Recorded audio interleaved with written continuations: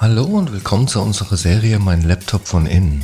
Hier möchte ich euch in einem schnellen Überblick zeigen, wie ihr den Akku tauscht und wie ihr an die wichtigsten Komponenten herankommt, wie SSD, RAM, Lüfter. Ich zeige euch dabei das Innenleben des Laptops. Ich zeige euch auch, was es an Tipps und Tricks noch gibt, was ihr vielleicht beachten müsst.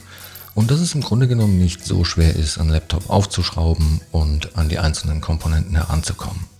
Legen wir los!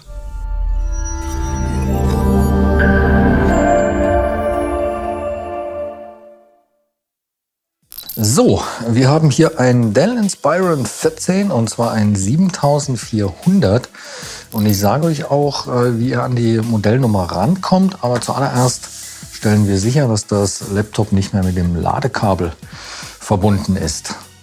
Bei dem Gerät hier ist es so, dass man auf der Rückseite nur Inspiron lesen kann, damit kann man nicht viel anfangen. Es gibt aber hier auch die Service-Tech-Nummer. Und wenn man die bei Dell auf der Webseite eingibt, dann kommt man an sein genaues Modell. Und damit findet man dann eben super einfach alle Ersatzteile speziell für dieses Gerät bei uns im Shop. Allgemein kann man zu dem Gerät noch sagen, dass man das Display als komplette Einheit tauscht, also inklusive Displayrahmen und Deckel. Dazu muss man natürlich dann eben aufmachen und alles ausbauen, um da ranzukommen. Bei der Tastatur ist es so, die kommt zusammen mit dem Topcase. Das Touchpad könnte man hier hingegen einzeln tauschen. Um das Gerät jetzt zu öffnen, muss man zuallererst alle Schrauben lösen. Und da ist es so, die vorderen 4 hier, die kommen komplett raus. Die 3 auf der Rückseite, die bleiben aber im Gehäuse und werden tatsächlich einfach nur gelockert. Das sind ganz normale Kreuzschrauben und ich benutze hier für alle Arbeiten ein super praktisches Universalwerkzeugset. Da ist alles drin, was man braucht. Öffner, Pinzetten, ein Schraubendreherset mit allen erdenklichen Aufsätzen. Habe ich mir jetzt hier schon mal zurechtgelegt und da kann man zum Öffnen hier für die Kreuzschrauben ein PH0 nehmen. Den kann man dann auch für alles im Gerät benutzen. Und da ist es so, ich zeige euch das mal, ich habe die Schrauben jetzt schon gelöst.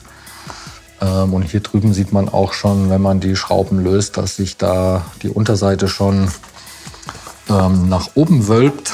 Die hier habe ich jetzt mal festgezogen, um euch das zu zeigen, weil hier ist es jetzt quasi alles zu. Und wenn man dann die hinteren Schrauben eben alle richtig gelöst hat, sieht man hier, wie einem da schon die Unterseite quasi entgegenkommt. Und generell zum Öffnen benutze ich hier einen der Öffner aus dem Werkzeugset.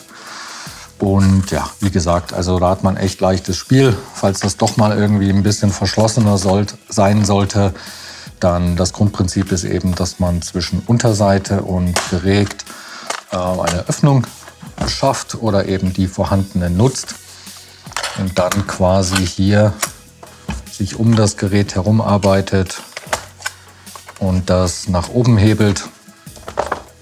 Auch auf der Vorderseite kann man das machen und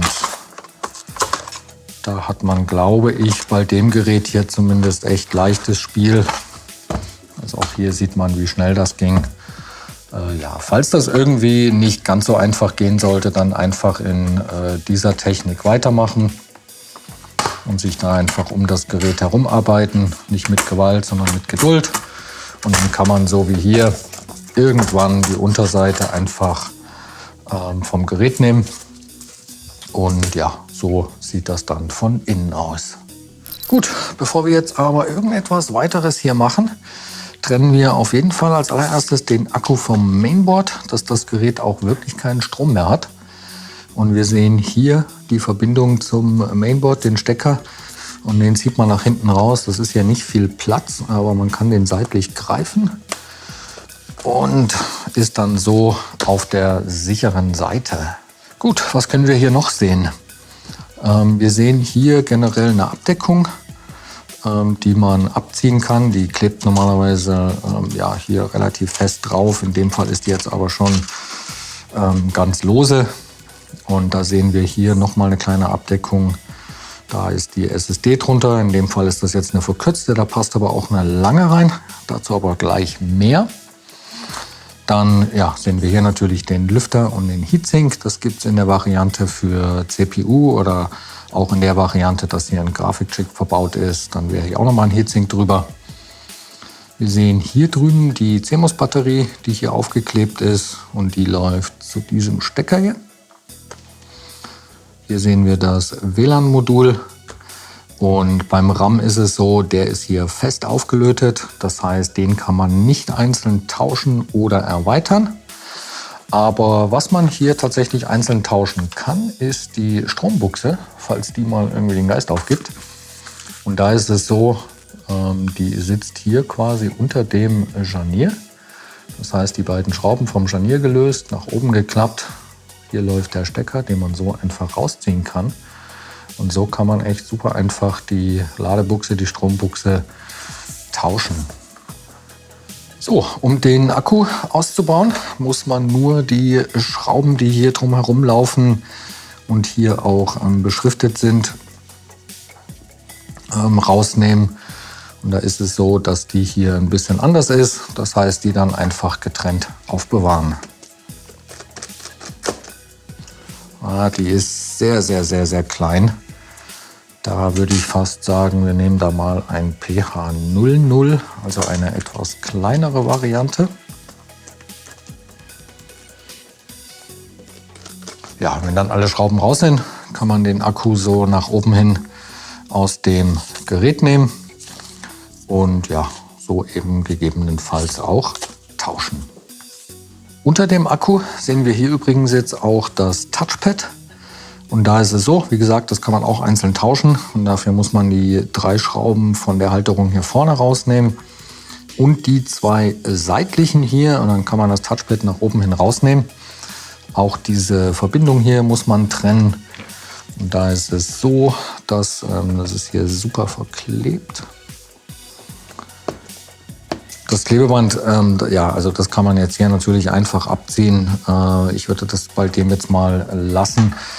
Aber wie gesagt, im Normalfall kann man das Klebeband hier abziehen und dann zeige ich euch die Steckverbindung mal hier, weil das ist die gleiche wie hier, das ist das gleiche Prinzip. Also nicht einfach am Kabel ziehen, man muss den erst nach oben hin aufklappen und kann dann so das Kabel rausziehen. Hier klappt man es in die andere Richtung auf und ja, kann so das Touchpad tauschen. Und beim Wiederverbinden da einfach schauen, dass diese Kabel hier wieder richtig sitzen, dass die richtig im Stecker drin sind. Genau so. Wieder zuklappen und dann ist man da auf der sicheren Seite. So, bei der SSD ist es so, wie gesagt, normalerweise klebt das hier oder ist das hier noch fest, aber unter dieser Abdeckung wird das nur von einer Schraube hier hinten gehalten. Und dann sieht man, hier ist quasi schon die Halterung für die verkürzte SSD. Die SSD selber kann man dann aber hier einfach aus dem Slot rausziehen und ja, so eben auch tauschen. Wenn man hier jetzt eine normale M2 SSD einbaut, dann lässt man diese Halterung hier natürlich einfach weg. Vom Prinzip her ist das dann aber das Gleiche. Die passt auch nur in eine Richtung, also so würde die gar nicht gehen. Die kommt dann quasi einfach wieder zurück in den Slot. Einfach nur schauen, dass die wirklich ganz drin sitzt. Und dann ja vom Prinzip her eben gleich, ob mit oder ohne Halterung, wird die einfach wieder verschraubt. Und ja, das ist also echt super einfach.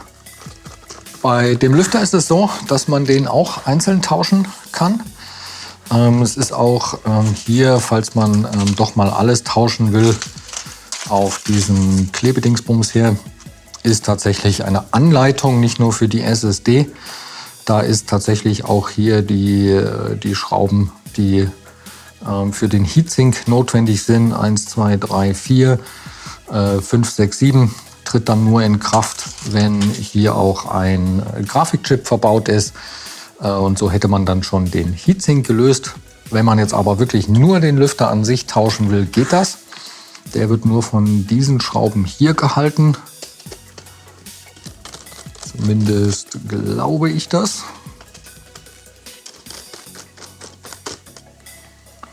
Und dann kann man den Lüfter hier nach oben aus dem Gerät nehmen. Und dann sehen wir hier noch den Stecker und die Steckverbindung. Den kann man auch seitlich einfach rausgreifen. Ich mache das am Stecker selbst und nicht am Kabel. Und ja, und so einfach kann man den Lüfter dann hier tauschen. Beim Wiederverbinden, im Normalfall passt der auch bloß in eine Richtung, aber man kann dann trotzdem sich den Stecker hier anschauen und dann sieht man auf einer Seite Kontakte und die zeigen nach unten und dann weiß man so direkt schon, dass das richtig ist. Und ich würde hier auch tatsächlich immer den Lüfter zuerst wieder verbinden. Allein schon aus dem Grund, dass man das nicht vergisst. Sonst müsste man nämlich den ganzen Kladderadatsch nochmal aufmachen. Und ja, dann legt man den Lüfter einfach wieder zurück. Der fällt hier auf die Position, auf die Gewinden und ja, sitzt, muss nur noch wieder verschraubt werden. So, und dann zeige ich euch hier noch schnell eine Sache. Falls man mal aus irgendeinem Grund dieses Kabel hier abnehmen muss, weil man zum Beispiel an die CMOS-Batterie oder irgendwas rankommen will, da ist es so, da ist zum einen hier ein Klebeband und zum anderen läuft hier so ein kleiner Bügel drum herum. Und den muss man jetzt erst nach oben klappen. Und den sieht man auch fast nicht, aber ja, ich glaube, so sieht man das. Und dann erst kommt man an das Kabel ran. Das ist hier auch noch ordentlich aufgeklebt. Genau so. Und dann, wie gesagt, kommt das so wieder hier rein. Fummelig hier. Ich sehe auch gerade nicht so viel mit der Kamera, genau so.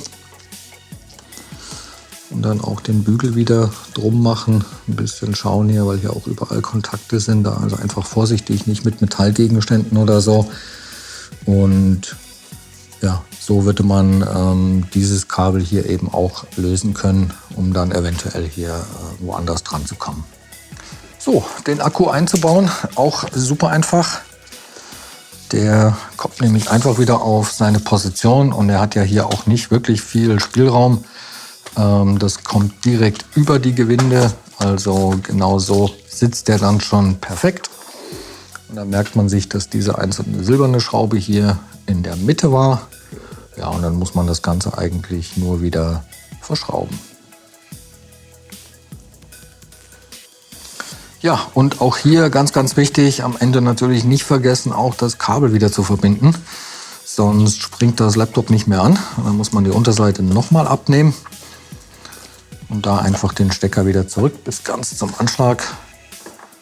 Und im Normalfall ja, klebt das ja hier eigentlich auch ganz gut. Und dann kann man eigentlich die Unterseite wieder verbinden. Ja, und die legt man jetzt einfach wieder von oben drauf und drückt die nach unten hin fest zu. Da kann man auch feste drücken. Ich gucke dann auch, dass hier alles zu ist und keine Lücken mehr sind.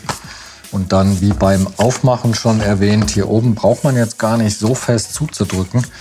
Das zieht sich dann tatsächlich erst fest, wenn man die Schrauben wieder reindreht. Und genau, dann kann man hier noch mal ein bisschen nachdrücken, falls das nicht ganz schließt. Und ja, so schnell hat man das hier erledigt. So, ich hoffe, das Video hat euch weitergeholfen. Wenn ihr noch Fragen oder auch Anregungen habt, lasst uns gerne einen Kommentar da. Und dann wünsche ich euch viel Spaß beim Schrauben. Bis zum nächsten Mal. Ciao.